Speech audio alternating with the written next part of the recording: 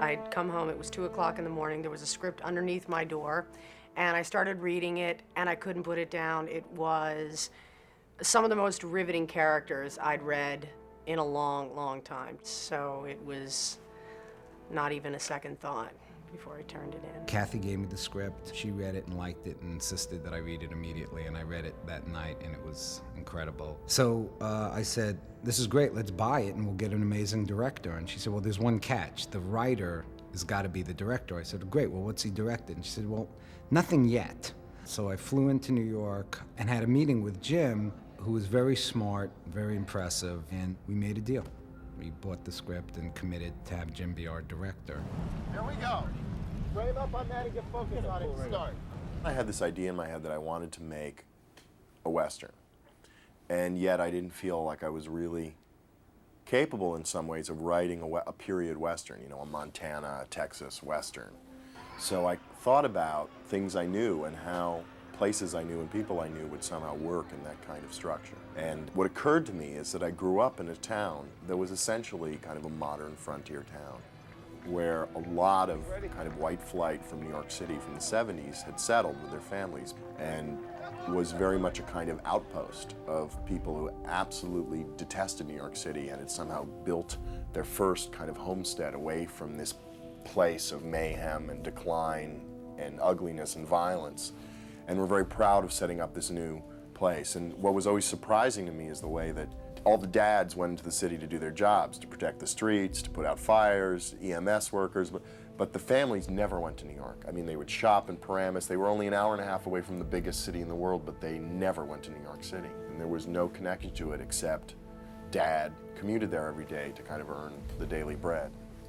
And somehow it struck me that this place, if you looked at it the right way, it had this very Western vibe. It had this kind of, everyone was very capable of defending themselves. Everyone was, you know, all the cops were packing weapons. They had a lot of anger about what it is they had escaped and how they were trying to start something new and something fresh and clean of kind of the dirtiness and chaos of the city.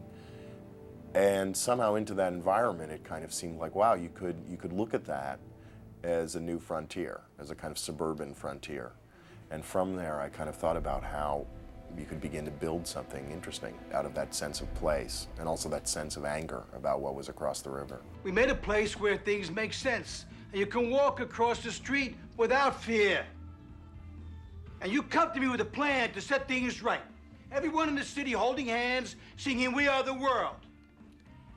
It's very nice.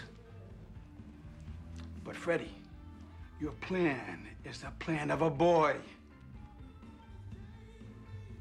You made it on the back of a matchbook without thinking, without looking at the cards. I look at the cards. I see this town destroyed.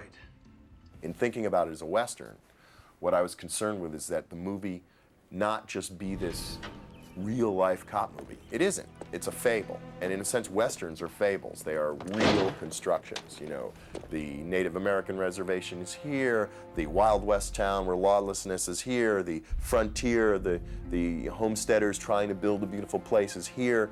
Nothing was ever really that simple or clean in the real West. And in a sense, nothing is that simple or clean in the real world of cops and politics in the tri-state area of New York. Traffic incident? Bullshit. But I wanted to make something clean, so it was almost kind of a very simple tale about law and order at this point in this country. It's got such classic narrative lines about sort of the unsuspecting hero that is sort of in search of his moral purpose, navigating through many different philosophies that are being forced and kind of breaking away and making a choice about, you know, what is right and what is wrong and what is right for yourself. It may not be right for everybody, and I think that's really what the movie's about. It's an incredible script. I mean, I guess people say that all the time, but if you look at this cast and you realize that in the scheme of movies, it's a so-called low-budget film, you wonder how they got the cast that they did, and you just have to look to the words. It's like a very nearly perfect script. We developed the script for a little bit under a year and then started getting it out to just agents. And Sly was the first person that came on board, and that was an amazing moment. When I started out doing like Lords of Flatbush and, you know, changing in the back of a station wagon and all those starving actor stories, and now you come back in a way that you've basically seen every aspect of the business, and you long to be back in the back of the station wagon again. When the idea first came up for Sly to do this movie, it was really surprising to me, and something that I was like, you know, why would he want to play this character? He plays, you know, these men of intense decisiveness and action and physical strength. But that, in a sense, is why he was interested in the picture. I think Sly got to a point where he's very interested in making some kind of departure from the kind of roles that people expected him in.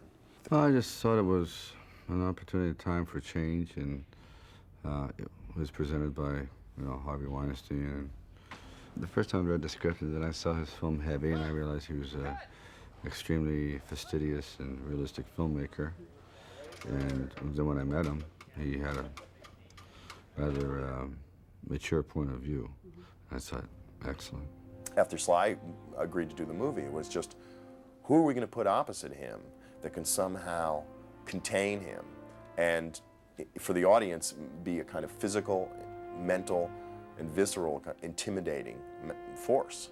Bob De Niro came on board shortly thereafter. Harvey Keitel got involved. Ray Liotta, who had always been a fan of the script and had seen it in some of its earlier forms, jumped in right away. So it just kind of, again, reinforced, you know, the power of the writing and how great it is for actors, I think, when they finally get to read something that has meaning and has great characters. Listen, if IA's gonna fucking hang me by the balls, it ain't gonna be over some fucking missing evidence. Figsy, you've been a cop 12 years. 6 grams missing, it's not a White Sox violation, babe. Come on. You bought that big old house, maybe you're trying to get out from under? Hey, Jack. What the fuck's up your ass? You gonna tell me you're getting by without gravy, any of you? I knew that what we had was this kind of incredible collection of masculine figures, all of whom kind of stood on very strong ground of their own, and all of whom would kind of balance the power, in a sense, dramatic power. I mean, I wasn't at that point, because I got to know each one of these guys as they came on the movie, I wasn't worried about star power. I was actually just worried about dramatic power, that there wasn't this kind of tremendous imbalance, like lopsided imbalance, you know, in the scenes. The sense of the set was always an acting ensemble. Different levels of star hierarchy and stuff were very transparent and didn't really, for me, exist all that much. I've done a lot of ensemble pieces before, and it's always a lot of, you know, managing and scheduling, but everyone loved the script, and I think, you know, Bob De Niro, who started the show, you know, he worked with us the first 2 weeks of shooting, really was key in setting this great tone for keeping the independent spirit of this in the face of all of these powerful actors that have done big movies in Hollywood. Back up. He can't hear. Ruben, take him. Hey, it's all right. They blew out his ear. It's okay. It's okay. It's all right. It's all right. It's okay. It's okay. 20 years ago, Robert De Niro and myself, we opened up on opposite marquees with Taxi Driver and Rocky, and then both had gone on to be nominated. So this has been a course in our lives that obviously took rather drastic diversions. And to come around 20 years later is pretty miraculous, because I have been considered to be part of another genre, and he in his own. So the coming together is, to me, a very rare and spectacular once-in-a-lifetime situation. Bob is just so involved in the work. It's an amazing thing to watch him work, because long before you start shooting, he's just touching everything and thinking about everything and kind of taking in the physical world of his character. All right, Jackie, Mo Tilden. Hey. Robert Patrick was someone who I think delivers an amazing performance in the film and has an amazing physical presence as well. He's just an amazing looking man. You know, everyone knows him as the hunter robot in T2 after Schwarzenegger, where he never spoke, I don't think, and just was kind of this amazing physical presence. Fucking fish! And it's like there's a level where each one of these men brings with them such a kind of cast of characters that you've seen before, that there's a kind of interesting bigness to the story that comes from just seeing each one of them coming together. You know, Bob brings a history to the table. Ray Liotta brings a history to the table. Sly brings a history to the table, and Harvey Keitel brings a history to the table. And so, in some ways, you know these men very well the moment they arrive. And that works very well because you don't want to spend a lot of time like explaining everyone's histories and talking about what they came from. You know, you want to know that guy's Law and Order, that guy's about brotherhood, that guy's about protecting numero uno, and this guy's about trying to decide what the hell he's going to do in relation to what they're all saying. Wait, Don. Gave you this job, Freddie. You forgot that? We made your sorry ass. So now you can do us a favor, huh? You could tell us where Superboy is. You know, one of the other actors in the film has been very helpful, Arthur Nascarelli, who plays Frank Laganda. He's a former, policeman. Arthur was at first someone who could help me with just details on the film, technical details, cop details, bits of dialogue adjustments, kind of checking some of the lingo I was using. But what happened after I met Arthur was it was just so clear what an incredibly gifted presence he was on camera.